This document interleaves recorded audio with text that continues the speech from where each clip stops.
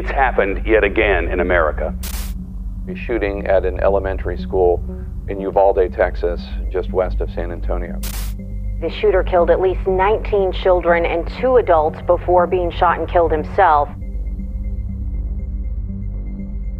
On May 24th, 2022, my son went to school and never made it home. If I don't act, if I don't fight, and this happens again, then that's on me.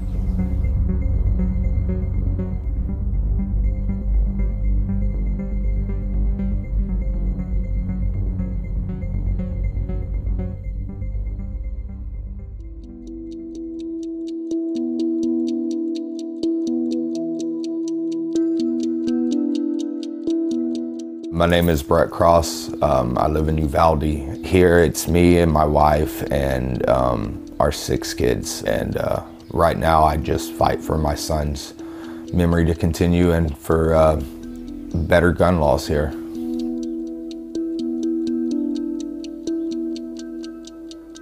He was a ball of energy. Like, he never stopped. And he was just always excited and happy.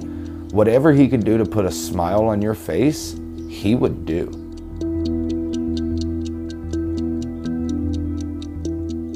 In this office, I'll do, videos about Uzi. Then you left in the dust, unless I stuck by you. You're a sunflower, I think your love would be too much. He meant the world to me, and he still does. And that's why we do what we do, because we will not let him be forgotten.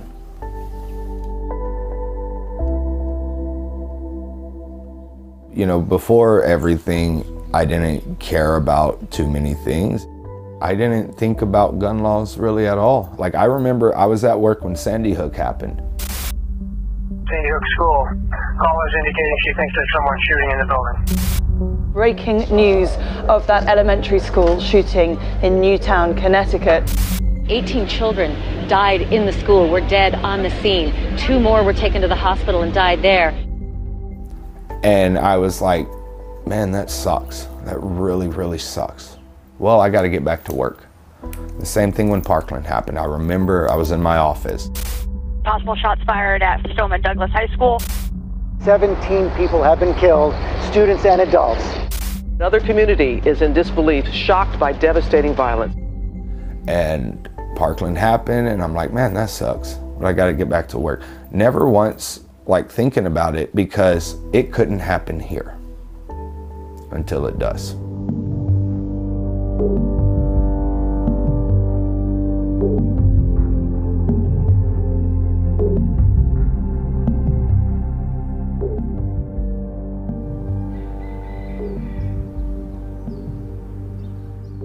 We send our kids to school, which is supposed to be a safe place to learn, and then they're in war zones. That was a war zone that day when this happened. It was an all-out war zone, and our children had to fight that battle. It started as a normal day. I was in the office, I'm sitting there at my desk, and my wife calls me. She screams, she goes, "This is not a joke. There's a shooter in their hallway, in the 4th grade hallway." Then I hear pop, pop, pop, pop through the phone. Yeah. He's in the class. Cover them, watch. Go, run over there. Come on, get him out. I come straight to the Civic Center. I'm one of the first people there. They tell us that, buses are going to start coming in with children and their classes. So if you hear your teacher's name, go inside and you can get your kid after they process them or whatever. And every time there was a bus there, they never called out Mr. Reyes's name, which was Uzi's teacher. And we waited. And finally, they tell us, they're like, "There's no more buses coming. Y'all come inside." The detective puts his hands on the table and he goes, "I'm sorry to tell you, but Uzziah was a casualty. He was a victim of the shooting. And at that point, your whole world crumbles. You know, my wife let out a scream that you can only describe it as a mother who lost a child. There's no other way. It's haunting. And then finally, we have to get home. And I came inside, and I'd already called my teenagers to have everybody in the living room. And I walked in and I just told them, I said, Uzi didn't make it. And one of my two youngest ones hit the ground. Their legs wouldn't hold them anymore. One of my kids ran, you know, and it was just the hardest thing I've ever had to do was to tell my kids that their brother wasn't coming back home. And that was that day.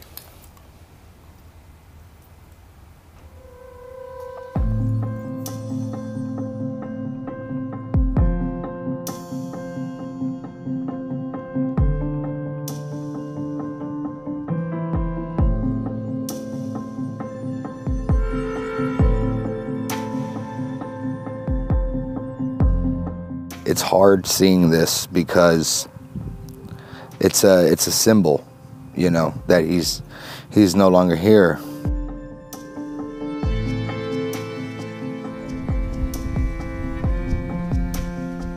When you lose a child, everything changes. Everything, like you're broken. You're broken and you cannot put the pieces back together because there's a piece missing. You have a lot of dark thoughts, you know, and I try to put it this way in the best way that I can. Like, I'm not suicidal, but every morning I wake up and I am just a little upset that I did wake up. Obviously, I'm not going to do anything because my other kids need me. But this life it's not worth it, you know.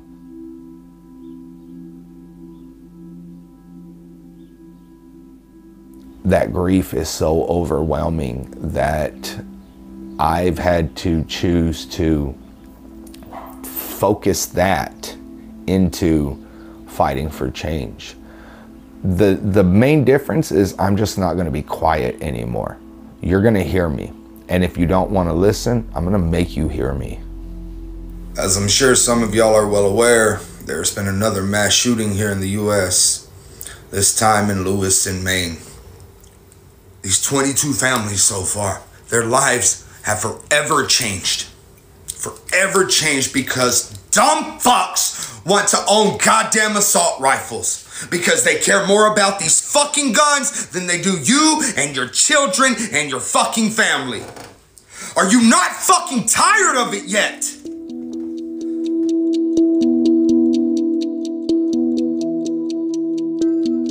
We fight for mostly the ARs, and these are weapons of war. Civilians do not need them. We fight for red flag laws, you know. There are some people that absolutely should not have any gun whatsoever. We're fighting for background checks. We fight about being responsible. So yeah, you know, I get a lot of people saying, oh, you're coming for our guns and everything. How am I coming for guns when I have my own? This is it, you know? This is for home protection, but it's also put up safely. I know a lot of the conversation is, oh, well, it'll take too long. Somebody will already be in the house. If you're a gun owner, how hard is this? It takes less than 5 seconds. Incidents like this have become so common. They have become who we are as Americans. When are we going to do something to solve for this uniquely American problem? There are some bipartisan conversations underway, but the Senate is divided, and voters will decide who will go to Washington after the midterm elections.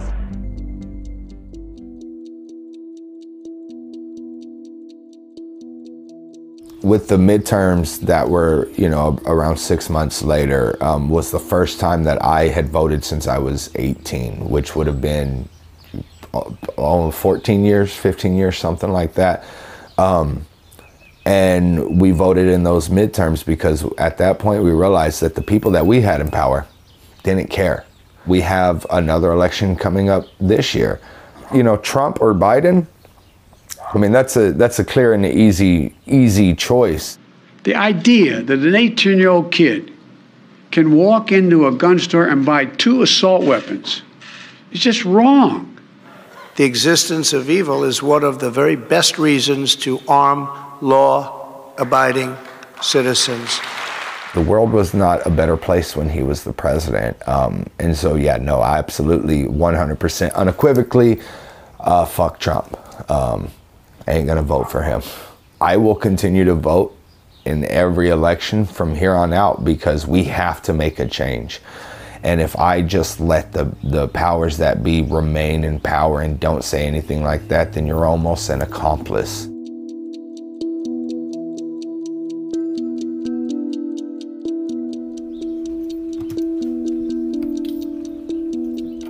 Selfishly, my number one goal is to make sure that he's remembered, followed closely behind by, you know, changing these gun laws so that we can protect more people.